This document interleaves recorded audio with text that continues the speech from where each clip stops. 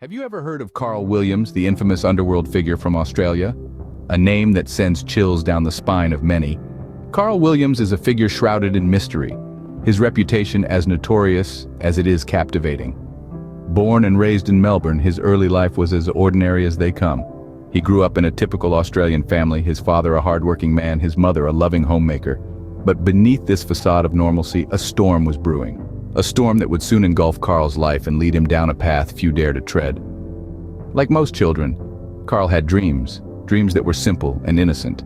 But as he grew older, these dreams began to morph, to darken, until they were no longer dreams, but obsessions.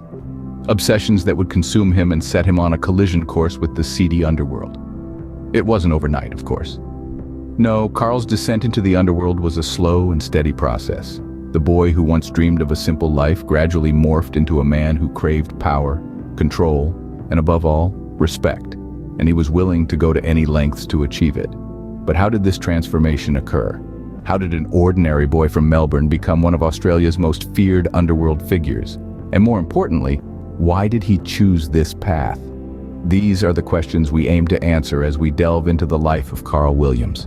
In this journey, we will explore the dark corners of Carl's life, the decisions he made, the ties he formed, and the consequences he faced.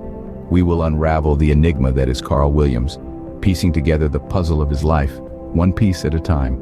And so we begin our investigation, an exploration into the life of a man whose choices continue to baffle and intrigue us. What led this ordinary man to the dark corners of the underworld? The answer lies in his journey. The path to infamy for Carl Williams wasn't overnight. It began subtly, a whisper of a breeze before the storm. Williams first dipped his toes into the underworld's murky waters through petty crimes. Shoplifting, vandalism, small-time hustles. Nothing that would make headlines, but enough to get his name recognized in the right or perhaps wrong circles. His involvement gradually escalated. The petty crimes became more serious. Drug dealing, extortion, robbery.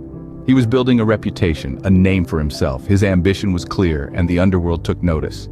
In the dark corners of society, where shadows played on the wall and the law dared not tread, Williams found his mentors. Influential figures within the criminal world, men and women who had carved out their own empires within the underworld. They saw potential in Williams, a ruthless determination and a cunning mind that set him apart from the average street thug. Under their guidance, Williams began to climb the ranks. He was no longer just a small-time crook. He was becoming a player in the game, a pawn evolving into a king. His connections grew, his influence spread, and his name began to resonate with a certain degree of fear and respect within the underworld. As his power grew, so did his ambition. He was no longer satisfied with being just another cog in the machine. He wanted more. He yearned for control, for power, for respect, and he was willing to do whatever it took to get it. The underworld was no longer a foreign world for Williams. It was his home, his domain. He knew its rules, its players, its secrets. He had seen its darkest corners, and he was not afraid. He was ready to make his mark, to carve out his own piece of the underworld. The underworld was now his playground, and Carl Williams was just getting started. As Carl Williams ascended the ranks, his reign of terror began. The man who was once an anonymous figure in the Melbourne underworld was now the puppet master, pulling the strings and orchestrating a chilling dance of death and destruction. Carl's rise to power wasn't a quiet one. It was marked by the infamous Melbourne gangland killings, a series of brutal murders that shook the city to its core. Each killing was a message, a statement. It was Carl Williams declaring his dominance, marking his territory, and removing anyone who dared to stand in his way. Yet murder wasn't the only tool Carl used to carve out his underworld empire. He was a master manipulator, a kingpin in the drug trade, and a man who knew the value of fear. He flooded the streets with ecstasy, creating an empire built on addiction and despair. His influence was far-reaching, his power undeniable. The underworld was his kingdom, and he ruled with an iron fist. But Carl's reign wasn't just about power, it was about control. He held the reins tightly, dictating the ebb and flow of the underworld. His decisions impacted the lives of countless individuals, from the addicts hooked on his drugs to the families torn apart by his violent actions. His name became synonymous with fear. His actions, a chilling reminder of the power one man could hold when driven by ambition and devoid of morals. Melbourne was under his thumb. The city held its breath, waiting for the next move in Carl's deadly game. Yet for all his power, Karl was not invincible. There were chinks in his armor, cracks in his empire. His reign was built on a foundation of sand, and it was only a matter of time before it all came crashing down. Williams was now a force to be reckoned with, but his downfall was imminent. The king of the underworld was teetering on the edge, and the fall would be far from graceful. Every reign has its fall, and Karl Williams was no exception. The clock had begun ticking on Williams's illicit empire long before he realized it. As the body count rose, so did the public outcry. The law enforcement agencies, under increasing pressure, intensified their efforts to bring Williams to justice. A task force was formed, dedicated solely to investigating the mounting crimes linked to Williams and his crew. The noose began to tighten in late 2004. A series of raids and arrests started to dismantle Williams's network. His closest associates, including his right-hand man, were taken into custody, leaving Williams exposed and vulnerable.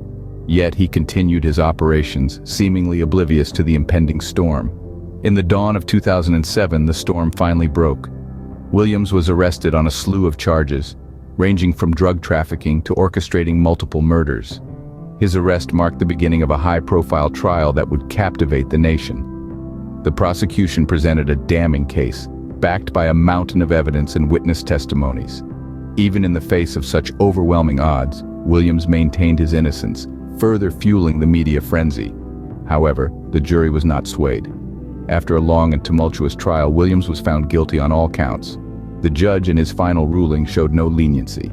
Williams was sentenced to life imprisonment with a non-parole period of 35 years, effectively ensuring that he would spend the rest of his life behind bars. The verdict was met with a wave of relief and satisfaction, signaling the end of a reign of terror that had held the city in its grip for years.